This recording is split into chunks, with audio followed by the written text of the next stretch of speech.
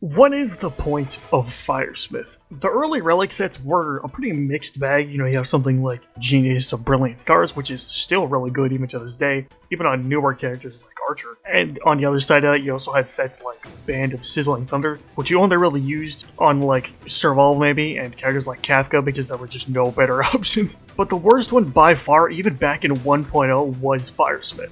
It is just way too specific, like only boosting skill damage makes it only work on a couple of characters, and you're not really going to care about just a 10% fire damage buff most of the time. And then the second effect only works after you use your ultimate, so it is really slow, and even if you get the buff, it only works for the next attack, which I think just really makes it like so much worse than it could be. Like, why is it just locked to your next attack? Increasing fire damage by 12% is not so strong that it needs a restriction like that. Even on like the 1.0 characters, like Ashto doesn't want this since she is a support. It might be okay on like Himiko for pure fiction, but even then Ash Blazing is just better. And for Hoki it could be maybe okay, but she already does so low damage that stuff like Pioneer is just way better to actually make her do some decent damage. And now we also have Scholar that kind of just fills the same role for like skill damage, but is just way better. So I think that answers the question.